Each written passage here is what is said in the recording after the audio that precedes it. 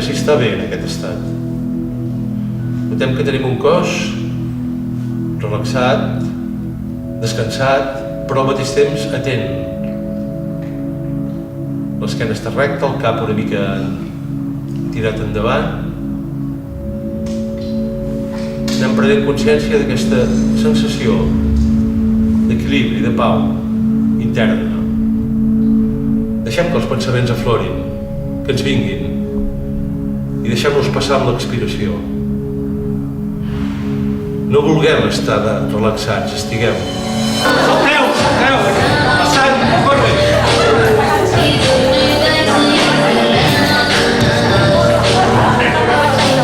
S'activi el cos.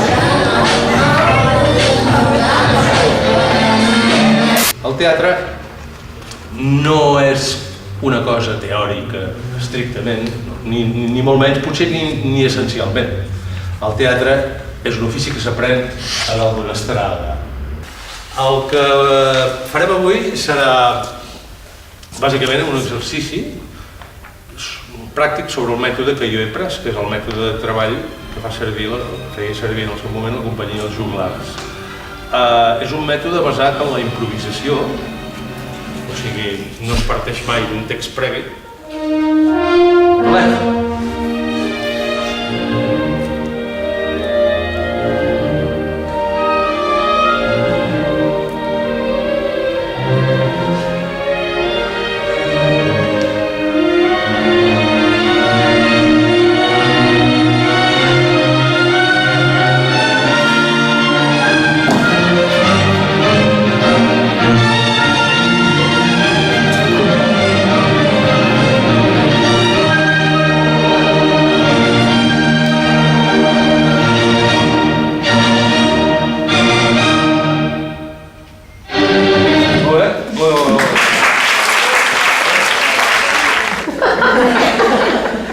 Podria dir que com cada dia, però sí que hi ha hagut una...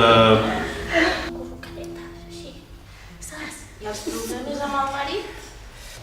Bona tarda. Hola, bona tarda. Què tal? Com estàs? Bé. La setmana passada no ens vam veure, al final. Ja, és que no vaig poder, fas molt bona olor, Ah, sí? Sí. Però mira, t'agrada. Saps què és la colònia? Bueno, no, és el mateix de sempre. Però mira, avui potser me n'he posat una miqueta més. Molt bé, aquesta cosa. Però mira, 5 anys i veieu, us mirem des de sobre, A sobre! S'està ficant a nosaltres! No pot ser. Una reunió Aquesta bona olor familiar. que fem, quan passa la gent sabeu què, diu, oh, quina bona olor que fa, i és la nostra olor. Ai, vull créixer, donar-li a l'ull amb la branca. Que la nena va veure l'àvia. Vale. Com el trobes, àvia? I va arribar el pare i la mare a casa de l'àvia, Quan es va apropar, imagina't. La venia a convidar a la festa del Palau Reial. Sí, però abans li va donar que tastés una poma perquè per anar a aquesta festa havia d'anar una mica alimentada. Molt ben lligat. I que fa així, sobretot, que penso que és la gran virtut del teatre, és que fa higiene. O sigui, des del moment que desmitifiquem una cosa dalt d'un escenari, ens estem allunyant de la por, ens estem allunyant del mal rotllo, en general.